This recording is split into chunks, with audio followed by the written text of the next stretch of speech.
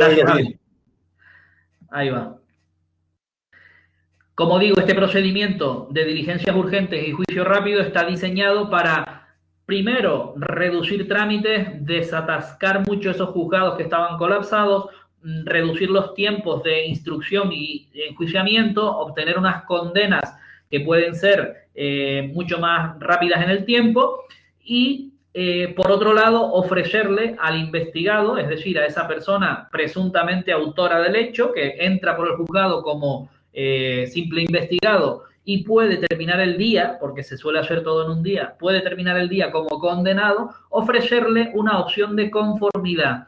Esa opción de conformidad ya veremos que está basada en un reconocimiento expreso tanto del hecho como una aceptación expresa también de las penas que se le imponen, que se le van a imponer, que se proponen y que él acepta, la persona, y a cambio se obtiene una reducción de las penas de las que ha sido acusado. Es decir, si en ese procedimiento se le están pidiendo 6 meses de prisión, va a obtener una reducción de esos meses de prisión. Ya veremos que en 1/3 se va a beneficiar de una reducción, solamente se le castigará, se le condenará por 2/3 de lo que se pide y 1/3 quedará sin condena. No se le condenará a 6, sino en este caso a 4 meses de prisión. Es un ejemplo.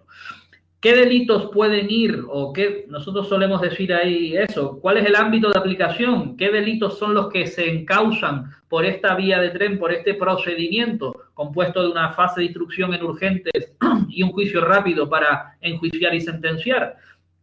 Pues la ley nos da en el 795, que es un artículo bastante... 795 y 96 son 2 artículos aparentemente fáciles, pero que tienen mucha trampita de cara a las preguntas. Entonces tenemos que tener en cuenta mucho ese articulito, aunque le dediquemos más tiempo, no pasa nada. Ámbito de aplicación, lo primero que tenemos que tener en cuenta es que el Código Penal no tenga esos delitos prevista una pena que pase de 5 años, ¿vale? Nos dice que el primer requisito, penas de prisión, ¿vale? 5 años, hasta 5 años de prisión. O si se trata de otras penas, no estamos en un delito que esté castigado con prisión, sino con otro tipo de penas, hasta 10 años. Ese es el primero de los requisitos, como si dijéramos, legales. Todos los delitos de mayor gravedad, porque están castigados con mayor pena en el Código Penal, no podrán tramitarse, no podrán seguir esta vía o este procedimiento penal. Tendrán que ir o a unas diligencias previas con procedimiento abreviado o, si es muy grave, a un sumario, un procedimiento ordinario que llamamos en penal sumario. Además de eso, nos dice que será el primer requisito cumplido y además, ¿no?, siempre que este procedimiento o este hecho dé lugar a un atestado, llegue al juzgado un atestado policial, claro, la policía judicial, cualquiera de los cuerpos y fuerzas de seguridad del Estado, elaboren un atestado y se inicie así el procedimiento. Por lo tanto, excluimos las denuncias directamente en guardia, excluimos la querella directamente presentada, pero sí que cabe que la persona vaya al servicio policial, a la comisaría, al cuartelillo de la Guardia Civil, a la policía local, formule allí su denuncia, que se incluye en el atestado, se realicen las diligencias policiales que ahora vamos a empezar a estudiar y eso se presente en forma de atestado ya terminado ante el juzgado de guardia. Otro detalle que ya podemos ir reteniendo es que las diligencias urgentes se ponen a disposición del juzgado de guardia. Mi pregunta para el chat es, ¿esto es así siempre? O sea, siempre que la policía tenga conocimiento de un hecho que puede ser diligencias urgentes o juicio rápido, y juicio rápido haga su atestado, ¿siempre lo presentará en el juzgado de guardia? ¿O hay algunos casos en los que no lo hará así? Lo presentará en otro juzgado. Esa es la primera pregunta de competencia que ya podemos ir manejando, pues ya la hemos visto en algunas otras clases. En segundo lugar, también se requiere siempre que en ese atestado policial exista o bien una persona detenida, ¿vale?, que durante la noche anterior o la tarde anterior le hayan tenido que detener y le hayan reseñado en comisaría, etcétera, etcétera, o bien que esa persona vaya a ser la persona denunciada, o sea, el presunto autor de los hechos, si es que se prueba, y además se le haya citado para que en una determinada fecha y a una determinada hora comparezca ante el juzgado de guardia. Ya te contestó. Contestaron, a ver. Juzgado de violencia sobre la mujer, dice Ángela. Ajá, vale. ¿En qué casos? ¿Eso está bien? Hoy explicaremos una diferencia importantísima entre qué es violencia doméstica y qué es violencia de género. Una cuestión que, si ustedes les gustan esos programas de tertulianos que hablan de todo sin saber de nada, verán o se darán cuenta, si no lo han estudiado todavía, se darán cuenta a partir de hoy que ni siquiera... Sálvame. Efectivamente, cuando ustedes, si son aficionados a ese tipo de programas, verán que es un tema que no dominan. Yo no sé si tienen que dominarlo o no, pero no saben ni siquiera esa distinción de qué es violencia doméstica y qué es violencia de género. Hoy lo vamos a definir un poquito y ya lo iremos estudiando más a fondo. Bien, Ángela, correcto. Cuando se trate de un asunto o un hecho relacionado con violencia de género, ya veremos cuáles son los requisitos, en lugar de presentarlo ante el juzgado de guardia, se deberá presentar ante el juzgado de violencia de género si estamos en horas de audiencia. Ojo, si estamos en un fin de semana o estamos fuera de las horas de audiencia del juzgado, volveremos a presentarlo al juzgado de guardia. El juzgado de guardia hará las diligencias indispensables de instrucción, ya veremos cuáles son, y el resto del procedimiento se inhibirá al juzgado de violencia porque la competencia es de ese juzgado.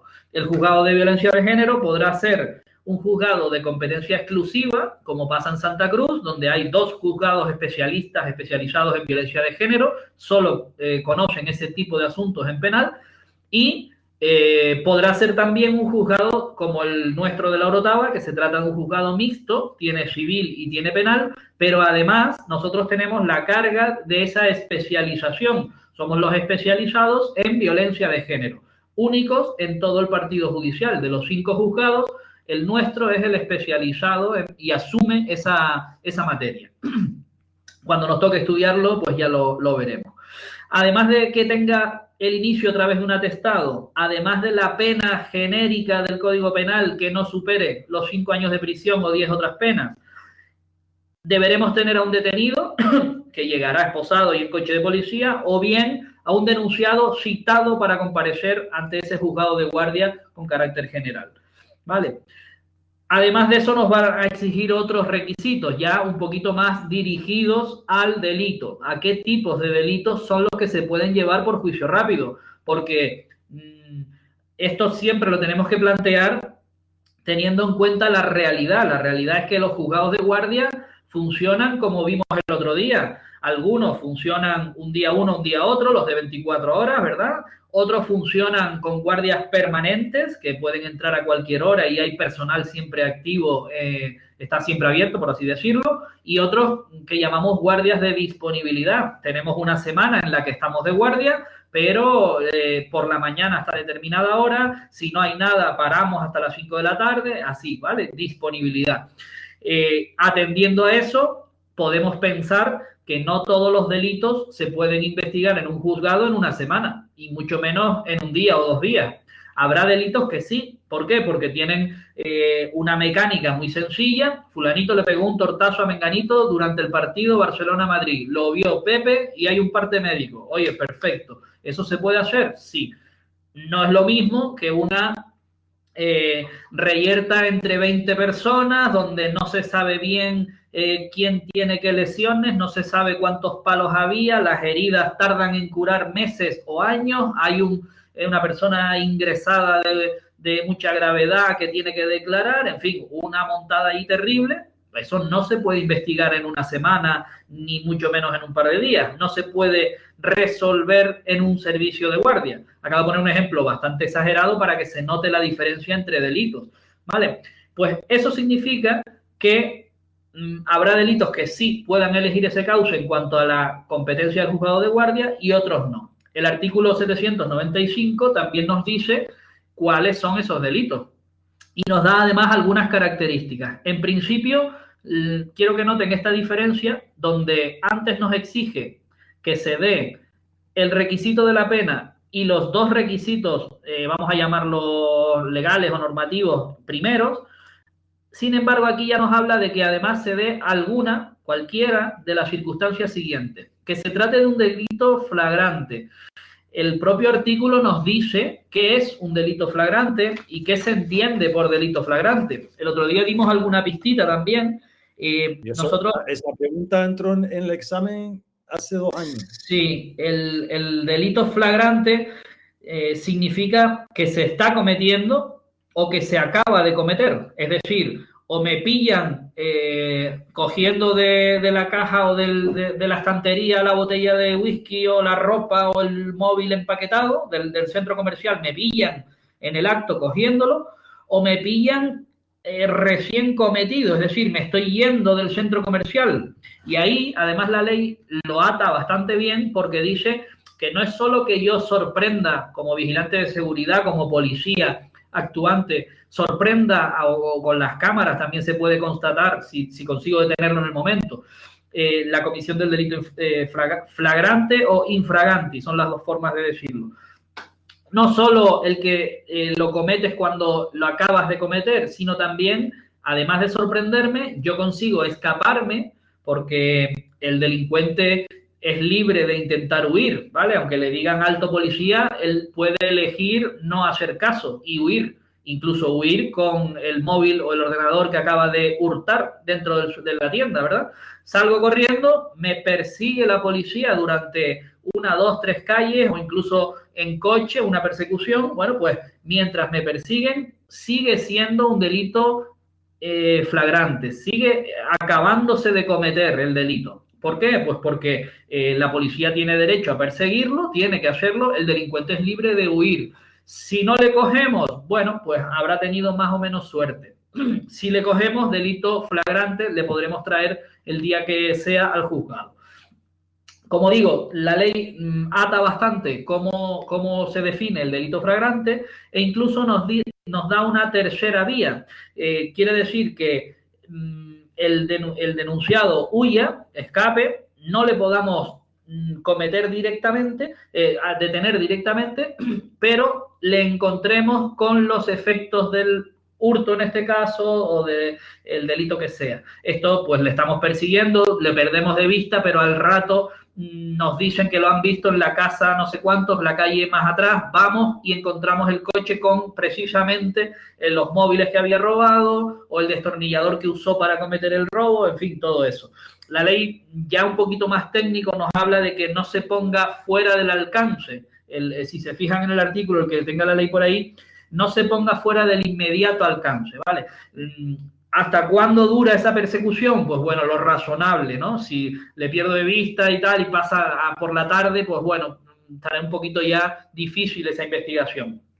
Si lo consigo, pues al cabo de una persecución normal de media hora, 1 hora, o voy al otro sitio, me avisan, durante esas diligencias urgentes primeras, pues estará bien detenido, será un delito flagrante. Se cumplirá esa primera característica.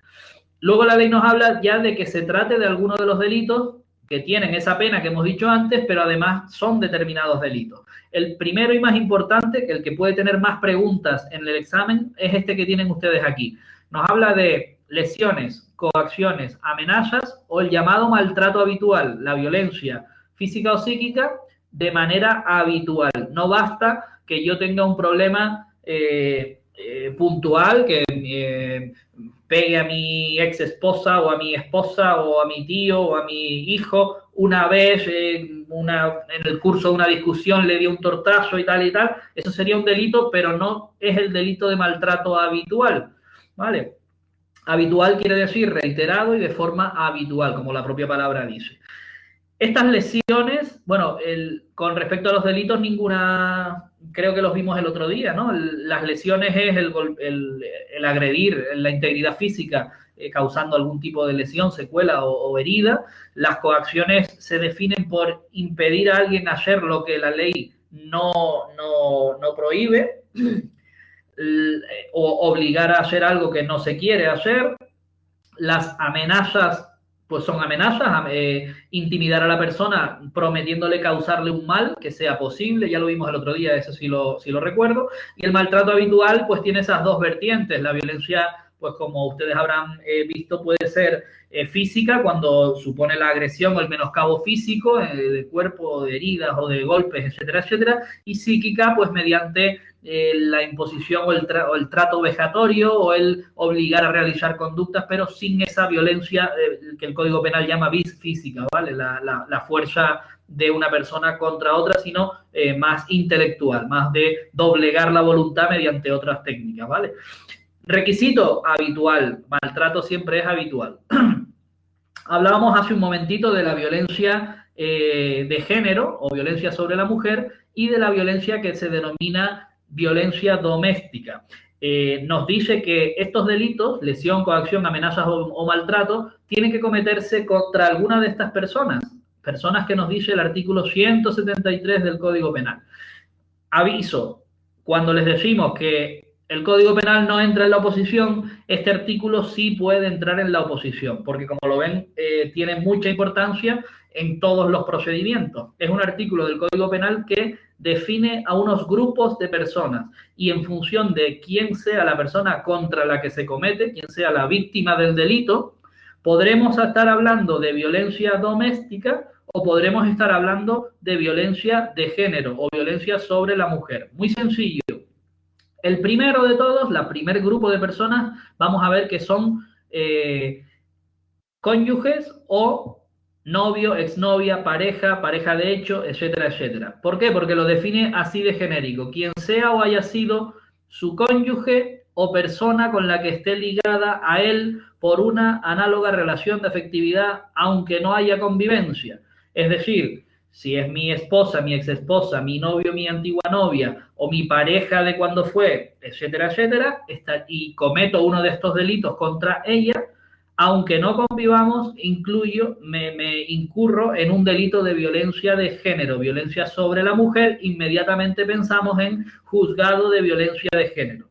Si ocurre al contrario, ella me pega a mí, ella me agrede a mí, ella me amenaza a mí, cuando hayamos sido cónyuge, persona ligada, efecto, pareja, expareja, etcétera, etcétera, estaremos hablando de un delito de violencia doméstica, porque no se trata de mujer, esposa o novia, ¿vale? Seguirá siendo uno de estos delitos, pensaremos inmediatamente en juzgado de guardia, ¿vale? No juzgado de violencia de género. Bien.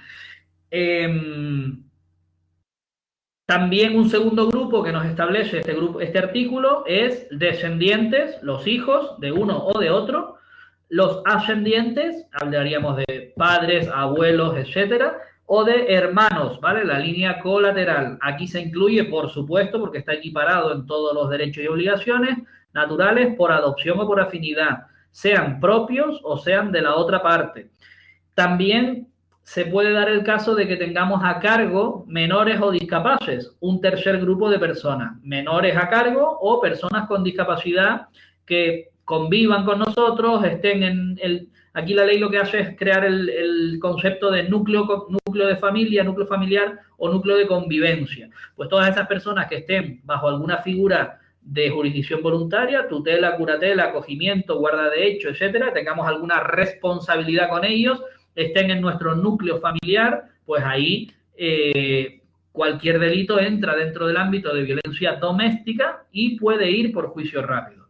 Por último, dos personas, cualquier persona amparada por otra relación que esté integrada en el núcleo de convivencia familiar. Aquí hablamos pues de algún familiar muy lejano que no esté en esta línea descendiente o ascendiente, o esos políticos, esos amigos que viven siempre, o algún vecino que tenemos con nosotros. Existe la relación, se aprueba la relación, vive con nosotros, forma parte del núcleo y de repente se comete un delito contra ellos. Pues bueno, o también de especial vulnerabilidad, que los tengamos en centros integrados. Mi tía abuela o mi abuelo ya es muy mayor, lo tenemos en una residencia, pero a cuenta de la herencia o no sé qué, pues se produce una pelea en el bar. No podría yo decir que es que no vive conmigo, no, está integrado en el núcleo familiar, aunque lo tenga usted en una residencia de día o en un centro porque está enfermo o lo que sea. Vale. Por eso les hemos puesto aquí mucho ojo, diferenciar violencia doméstica, todo lo demás, de la violencia de género, el punto primero, cuando la víctima es la mujer, ¿vale? Cuando la víctima es el hombre, no. Bueno, no voy a entrar porque va mucho en la línea de que los tribunales van cambiando la forma de interpretarlo.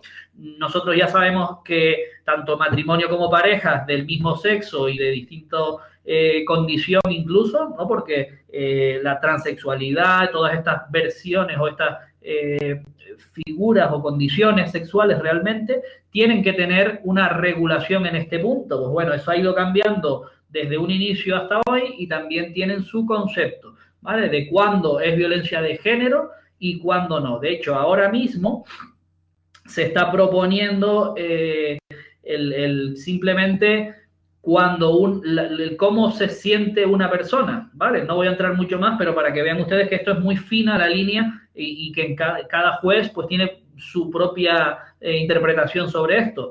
Está predominando y se ha impuesto la última doctrina, ¿vale? Lo último que ha dicho el Supremo es que se tiene que atender a la hora de considerar mujer al individuo de cómo se sienta, ¿vale? Incluso a efectos de registro también se está planteando la libertad para definirte como mujer. Eso tiene mucho efecto en la ley de violencia de género. ¿Por qué? Pues porque la ley de violencia de género contiene un montón de normas de protección que no existen para el hombre y sí para la mujer. Con lo cual, pues bueno, ahí va a estar la cuestión. Nosotros en el juzgado hemos tenido tanto de un caso como de otro, tanto él siendo ella como ellas agrediéndose.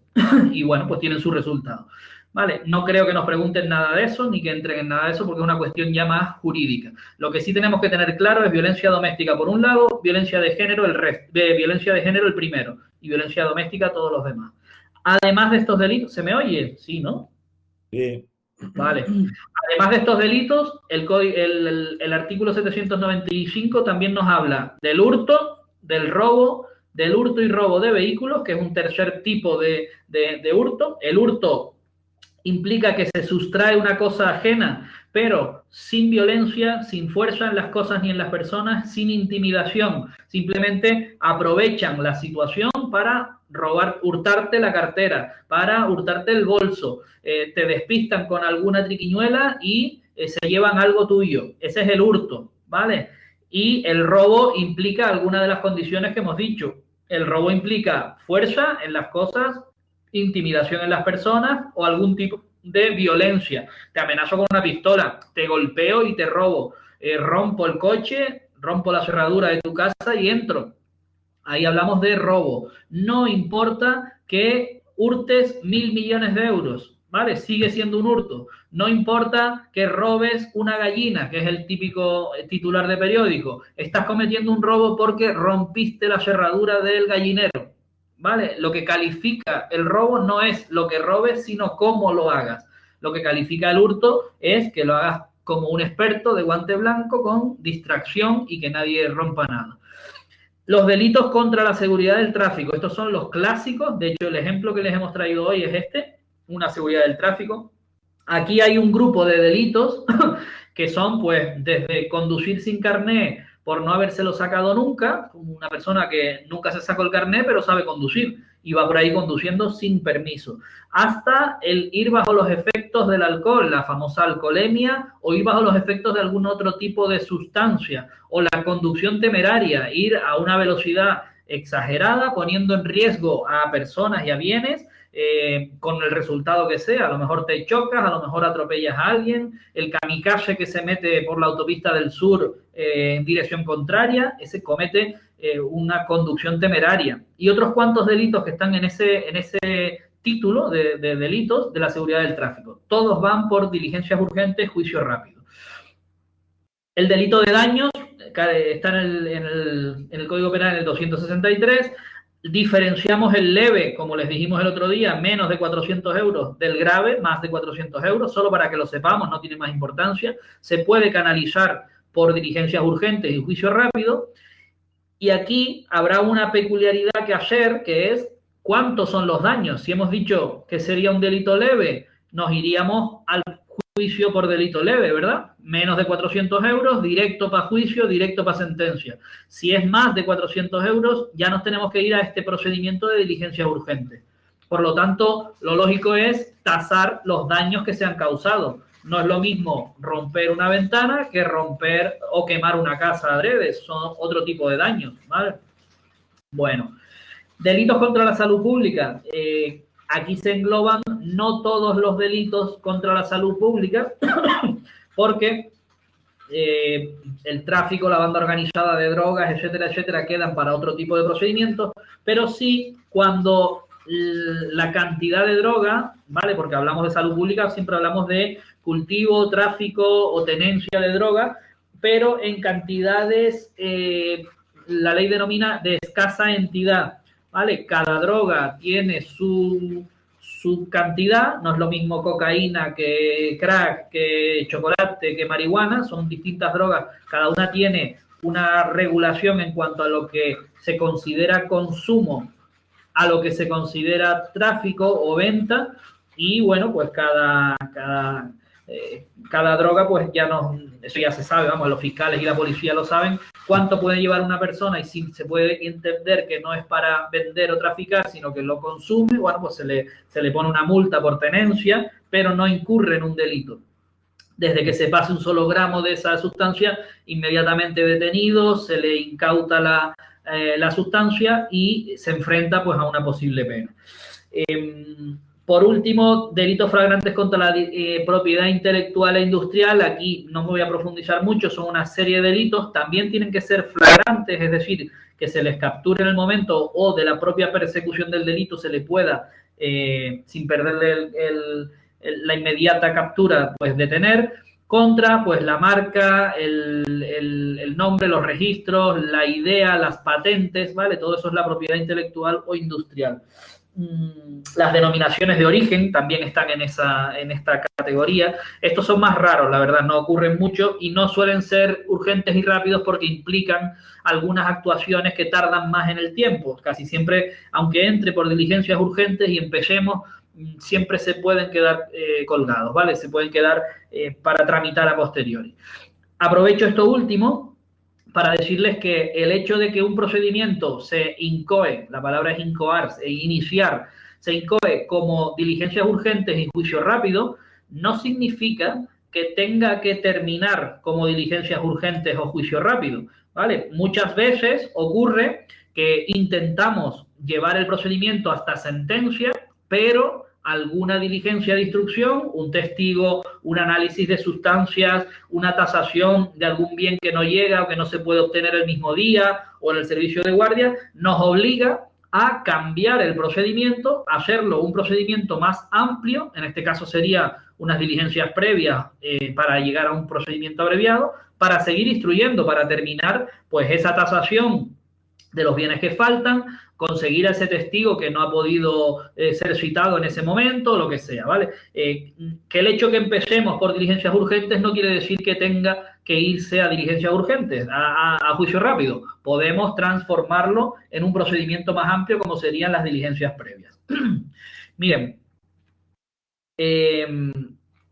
además de todo lo que hemos dicho, ya pueden ustedes presumir que se exige una instrucción sencilla, es decir, si a mí me llega, yo termino la guardia de mi juzgado hoy lunes o hoy martes, me llega hoy mismo un atestado en el cual tengo 27 testigos, 2 médicos forenses, 3 análisis de droga, una tasación de daño, un oficio para una entrada y registro para incautar no sé qué, no sé cuánto. Si tengo una instrucción tan compleja, tengo lesiones de bastante gravedad. Oigan, no, todo esto es imposible que yo lo haga ni en un día ni en una semana. La instrucción no es sencilla. No es lo mismo que, oiga, señor, ¿usted iba ayer conduciendo el vehículo? Sí. ¿Usted le paró la Guardia Civil? Sí. ¿Cuánto pitó? Tanto. ¿Está de acuerdo? ¿Se conforma? Sí. No hay que hacer nada más de instrucción. Estaríamos hablando de unas diligencias previas, pues por una cuestión más grave, a una simple alcoholemia en la que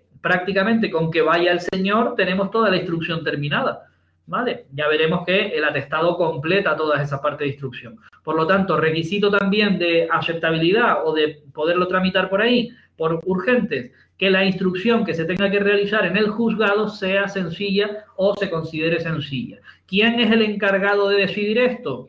¿Quién creen ustedes que es el que va a decidir esa instrucción y además va a decidir si empieza unas diligencias urgentes o un procedimiento abreviado? Lo pregunto por ahí a ver quién se atreve. ¿Quién es el que se encarga? Miren, un detallito que nos pone también el 595, el 595 sí, que parece que no termina nunca, pero ya va terminando. No aplicamos el procedimiento a lo que la ley llama delitos conexos. No voy a ir al artículo 17, ustedes sí, cuando lo estudien, van a ir al artículo 17. Nosotros lo veremos en el sumario y en la parte general, pero hoy no lo vamos a ver. La ley llama delitos conexos a determinados delitos que básicamente están relacionados con el delito principal. Por ejemplo, te contestó Ángela. Dice que el juez, y lo hace al calificar, al realizar lo que nosotros llamamos la minuta. Cuando nos pasan un procedimiento con la minuta es los pasos a seguir para incoar el procedimiento. Normalmente el juez lee el atestado y sabe lo que va a tramitar, sabe que va a tramitar un determinado delito y que el procedimiento que le tiene que dar es diligencias urgentes, juicio rápido. Pues así nos lo pondrá a nosotros, incoar, diligencias urgentes, juicio rápido. Hoy vamos a ver cómo se hace y nos va a decir lo más importante, cuáles son las diligencias que tenemos que practicar en instrucción. Normalmente serán sencillas, como acabamos de ver, declaraciones, forense, a lo mejor alguna tasación rápida que en el mismo día la podamos tener, poquito más, ¿vale? Y los pasos que luego vendrán. Como digo, no aplicaremos el mismo procedimiento urgente y juicio rápido a los llamados delitos conexos cuando no puedan incardinarse en este mismo procedimiento. Cuando, por ejemplo, tengamos un hurto por un lado y en la persecución, pues va el tío, se estrella y causa el fallecimiento del taxista que venía en dirección en el sentido contrario. Oiga, aquí hay que separar bastante las cosas, si es que se puede separar, pero por supuesto todo ese fallecimiento que va a ser un homicidio imprudente no lo vamos a poder llevar por ahí y habrá que ver qué instrucciones se hacen. Tampoco aplicaremos las diligencias urgentes cuando se acuerde o proceda a acordar el llamado secreto de sumario. Nosotros no hemos visto todavía el secreto de sumario, pero el secreto de sumario es una posibilidad que tiene el juez de instrucción para, en determinadas causas penales, graves casi siempre, reservarse el acceso a determinada información o a determinadas diligencias de instrucción durante un periodo de tiempo. ¿Por qué? Porque todo eso ayuda a la investigación y a la instrucción. Si las partes y los demás interesados tuvieran acceso al contenido de esas diligencias, se podría perjudicar el resto de la instrucción. Por lo tanto, la ley le permite mantener en secreto esas diligencias. Lo han visto en el caso Bárcenas, lo han visto en cualquier sumario de asesinato, las niñas de Alcácer, se me ocurren, el otro que quemó a los niños en la finca famosa. Cualquiera de esos ha tenido en su fase de instrucción una parte en la que se acuerda o se decreta el secreto de sumario, ¿vale? Durante un tiempo con unas características que están en este articulito que lo veremos en la parte general, el 302 de la Ley de Enjuiciamiento Criminal. Pues cuando proceda una cosa, lógicamente ni va a ser una instrucción sencilla, ni posiblemente estemos ante un delito de los que puedan ir por urgentes, pero aunque estuviéramos, no se aplicaría diligencias urgentes. Lo normal sería iniciar o un sumario o unas diligencias previas, ¿vale? Como máximo. Miren, aquí es la primera vez en la que podemos ver que la Ley de Enjuiciamiento Criminal nos dice que al procedimiento de juicio rápido, urgente juicio rápido, le vamos a aplicar supletoriamente otras normas. Ya lo vimos cuando estudiamos civil, donde a las normas del verbal se le podían aplicar supletoriamente las del ordinario cuando no tuviéramos una norma concreta y específica. Aquí ocurre lo mismo. A las diligencias urgentes y juicio rápido se le aplicarán las normas del procedimiento abreviado y cuando veamos el abreviado también veremos que a este abreviado se le podrán aplicar las normas del sumario ordinario, que es el que tiene toda la regulación paso por paso, artículo por artículo de las diligencias a practicar, ¿vale? Por lo tanto, si en unas urgentes no tenemos cómo se nombra un perito, cómo se nombra un intérprete para idioma, no sé qué, que nos puede hacer falta, acudimos a los artículos de la parte general que le correspondan, ¿vale? Sin ningún problema. Bien, pues vamos a lo que ocurre. ¿Qué hace la policía cuando ve un hecho en su labor diaria que puede ser puede tramitarse por juicio rápido, por delito? Pues miren, tiene un montón de cositas que hacer, que es el artículo siguiente, el 796. Vamos a ir desgranando un poquitito lo que son, pero vamos, simplemente es aprenderse, porque esta parte es importante, las funciones más importantes, porque además de estas que le dicen en concreto, si ustedes empiezan a leer el artículo 796, les habla de lo que acabamos de explicar. Dice, sin perjuicio del título tercero, libro segundo, o sea, normas del sumario para la policía, y además del capítulo 2, título 2 de este libro, es decir, normas para la policía del procedimiento abreviado, es decir, sumándole todas las cosas que ya tiene que hacer la policía, en un delito de diligencias urgentes también hará estas cositas. Y luego son cosas pues muy normales que se incluyen en todo atestado. Con referencia a lo médico, imagínense un delito de lesiones. Lo primero será atender a la víctima. Pues oye, si hay que llamar a la ambulancia, si hay que llamar al SAMUR, si hay que hacerle un torniquete y operaciones rápidas para salvarle la vida en ese momento, policía, lo primero, auxilio médico.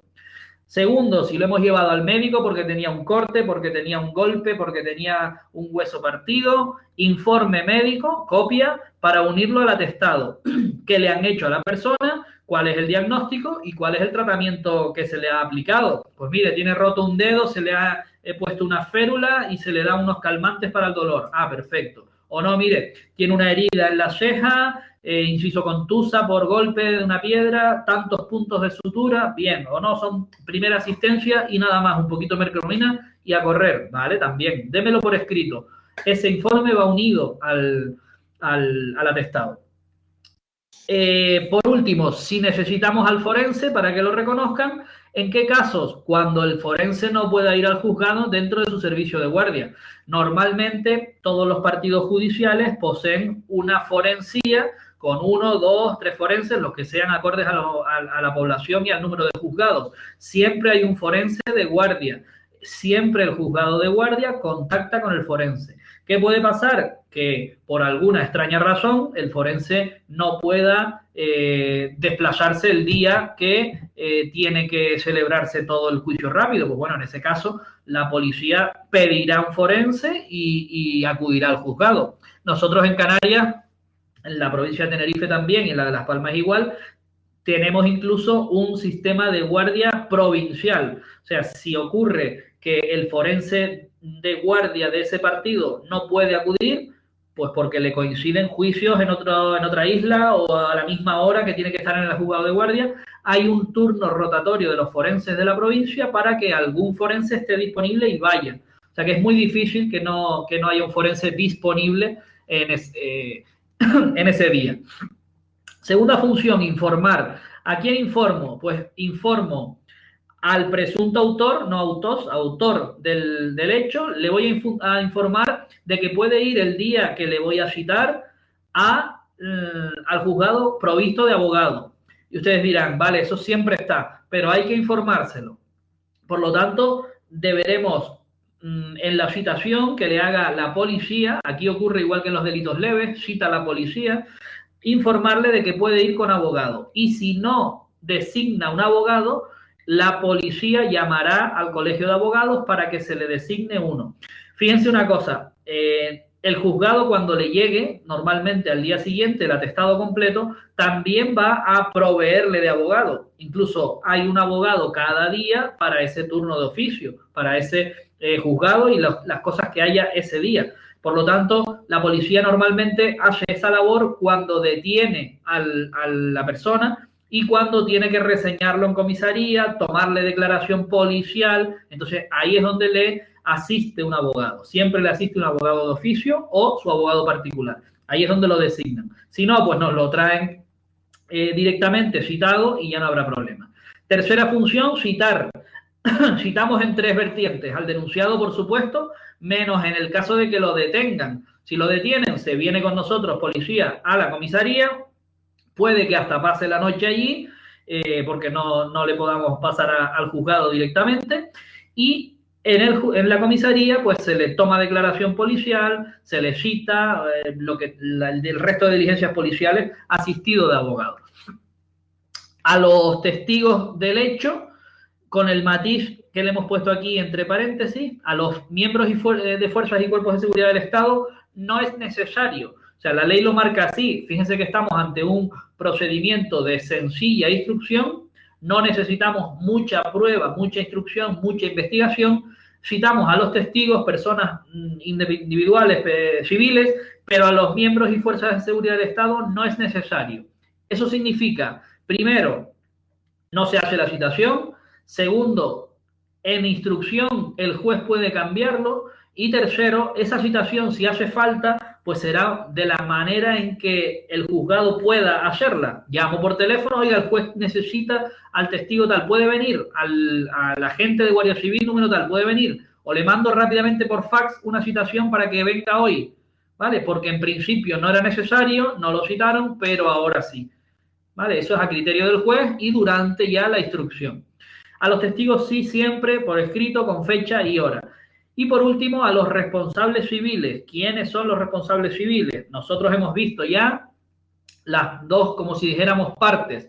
El denunciante por un lado, o los denunciantes por un lado. Los que sufren el delito pueden ser perjudicados también, o pueden ser simplemente denunciantes. La madre que denuncia que a su hijo le han pegado, si el hijo es menor, ella es denunciante, pero ¿quién es el ofendido y el perjudicado? Su hijo, ¿vale? Podemos tener a esas dos personas en un bando, al denunciante y al denunciado, al denunciante y al perjudicado. Por otro, al denunciado, ¿quién ha cometido presuntamente ese hecho? Denunciado, que puede estar o no detenido, ¿vale? A eso los ponemos en el otro lado. Y por otro lado, testigos, ya sabemos quiénes son, los que ven, oyen algo. Responsables civiles, si hablamos de una alcoholemia donde el vehículo se estrella contra otro vehículo, ¿quién va a intervenir también aquí? Las aseguradoras de los vehículos, que tendrán algo que decir porque son las que pagan, las que cumplen, no con la pena que le podamos poner en sentencia, sino con la responsabilidad civil. Tener muy claro, porque es parte de este tema, que en la ejecución de las sentencias, que lo vimos el otro día, de delitos leves en aquel caso, aquí vamos a tenerlo en el penal igual, tenemos que ejecutar, que hacer cumplir tanto la pena de prisión, de multa, de trabajos en beneficio de la comunidad, la pena que se le haya puesto a la persona, como la responsabilidad civil, la indemnización que haya que pagarle al perjudicado, al que se queda con los 10 puntos de sutura o con el ojo hinchado, hay que pagarle los días que tardó en curar, el trabajo que perdió, los taxis que tuvo que coger hasta el hospital, todo el transporte público que tuvo que coger porque tenía la pierna partida y no podía ir a trabajar, todos los gastos que deriven de ahí, responsabilidad civil, indemnización. En ejecución de sentencia lo haremos conforme a las normas civiles, ley de enjuiciamiento civil, embargo, etcétera, etcétera. ¿Vale? Terminamos esto. Remitirá a toxicología el qué, las sustancias que haya cogido. Si hablábamos de delitos de escasa entidad pero con drogas, sustancias, aquí hablamos de no solo las alcoholemias, que el alcohol podría considerarse una sustancia, bueno, una droga, pero eso va por otro lado. Y cuando aprendemos, pues, chocolate, marihuana, cocaína en determinadas cantidades de escasa entidad, pues se remiten para análisis. La ley nos habla, como estamos en algo urgente y rápido, que si el laboratorio o toxicología o instituto de medicina no pueden hacer el análisis en el día señalado, normalmente es el mismo día o al día siguiente, o como mucho el lunes siguiente, la policía podrá practicar por sí misma dicho análisis. Esto no suele ocurrir. Estos procedimientos en los que no tenemos el análisis de la sustancia, fíjense que hago un pequeño paréntesis. Cuando le cogemos a alguien en una playita, al típico camellito que tiene ahí para vender las dosis de lo que sea, vamos a poner hachís en tabletitas y va partiendo y va tal. Cuando le quitan esa sustancia, tú no puedes coger esa cantidad, ponerla en una pesa y decir que el señor tenía 400 gramos de hachís. No lo puedes hacer, primero, porque no eres un técnico para decir si eso es hachís o es avecren. Segundo, no tienes las herramientas para decir de esa bola cuánto es hachís y cuánto es polvos de lo que sea, es decir, no puedes determinar la cantidad ni puedes determinar la pureza de la sustancia. ¿Cómo se hace eso? A través del análisis que corresponda. La ley lo que dice es que la policía, a través de sus analistas, de sus técnicos, podrá hacerlo en el caso de que no fuera posible tenerlo. Normalmente aquí en Canarias eso no se tiene en el día del señalamiento y todos estos procedimientos quedan pendientes de que se reciba el análisis de toxicología que está en Madrid, que se envía y que tarda un tiempo, ¿vale? Con respecto al alcohol y a las drogas, en los delitos contra la seguridad del tráfico, que son muy habituales, la cosa es distinta. ¿Por qué? Porque las alcoholemias se soplan, vamos a decirlo, o se analizan en sangre con la prueba de alcoholemia, con los alcoholímetros, y las drogas pues se hacen también con un narcotest o con los cartoncitos de drogas, o prestando saliva, también se determinan con los aparatos de medición. Esa prueba se considera suficiente, puesto que puede determinar si la persona está o no bajo los efectos de esa sustancia o de esas drogas. ¿Cómo se hace? Pues se ha marcado un límite, sobre todo con la alcoholemia, en la que, además de incurrir en una infracción de tráfico, estás cometiendo un delito. Lo que estudiamos al sacar el carnet. ¿Cuál es la cantidad máxima que puedes llevar? Tanto. ¿A partir de cuánta cantidad es delito? Pues un poquito más. Aquí pues se ha dicho que a partir de 0,6 es delito. Usted no puede conducir por normas de tráfico con 0,25, creo que es, pero si usted condujera con 0,60, está cometiendo un delito de conducción bajo los efectos del alcohol. Lo que sí nos dice la ley es que, bueno, pues que tendrán que ser bajo las normas de tráfico, eso es una cuestión importante, las normas de seguridad vial, las que regulen cómo se hacen estas pruebas. Un control aleatorio con el alcoholímetro marca tal, homologado, con margen de error, porque los abogados son muy cucos en esto y se meten hasta el último resquicio para intentar salvar a su cliente. Entonces, hubo la época en que si marcaba 0,58, el margen de error del aparato te salvaba, o si marcaba 0,61. No, ese uno me lo quita porque el margen de error, el aparato está mal, y muchos escapaban así, ¿vale? Entonces ya se cuenta el margen de error. Son detalles para que vean cómo es la práctica. Por último, remitir al juzgado de guardia algún otro objeto para tasación. El móvil que se recuperó, la caja de herramientas dañada, los cristales de la ventana que hay que tasar, ¿no? Fotografías para tasarlo. Se solicita perito cuando sea necesario, ¿vale? Eso sí lo hacemos nosotros, porque en Canarias existe un convenio, una concesión con una entidad que tiene peritos a disposición, sobre todo en penal, se llama Godoy Auditores. Pues Godoy Auditores está a nuestro servicio, se le envía lo que hay que tasar, un informe, y nos devuelven la valoración ya firmada por el perito competente, por el perito que sea. Inmediatamente se une y se consigue seguir el procedimiento. Pregunta de examen que siempre cae: ¿quién señala la fecha y hora ante el juzgado de guardia o en algún caso violencia? Como veíamos, para los delitos leves, la policía judicial es la que lo hace. ¿Cómo lo hace? Mediante la coordinación con el juzgado de guardia o violencia a través de los reglamentos del Consejo General del Poder Judicial. ¿Vale? Hasta ahí todo bien. Por último, lo que vamos a ver hoy, que si es muy urgente, el otro día lo veíamos a alguien, estas citaciones se podrán hacer de cualquier manera. Muchas veces nos llega el atestado y nos encontramos con una página de la policía que pone, siendo las 23 horas, se realiza llamada al teléfono tal y se cita a la testigo fulanita de tal, quien dice que se da por citada y comparecerá. ¿Por qué? Porque no han conseguido que firme la citación, porque no la han localizado y la encuentran a última hora. Oye, pues está citada usted verbalmente porque la hemos llamado por teléfono. Si la persona viene, eso sirve. Si no, el juzgado tendrá que hacer otro esfuerzo más mediante oficios por correo a la policía, lo que sea, para que la intenten citar. Normalmente damos un poquito la lata con el teléfono y conseguimos que la persona venga. Una pregunta más que nos puede caer es: ¿cuál es el plazo máximo? Porque, claro, la policía no va a estar de por vida investigando unas diligencias urgentes hasta que tenga todo atado y bien atado y nos pueda traer a una persona. No. Si la policía cree que en un plazo razonable va a tener terminado el atestado y a la persona detenida o citada, lo hará. Continúa la investigaciones en el mismo atestado y o bien cuando lo tenga el señor ya detenido o citado, o bien al máximo 5 días, tendrá la obligación de entregar ya el atestado. Si llegan los 5 días y no hemos conseguido ni detenerlo ni citarlo, pues oye, ya que lo haga el juzgado, que ya tiene más tiempo para hacerlo. Vale, ¿se entiende hasta aquí, no? Ok.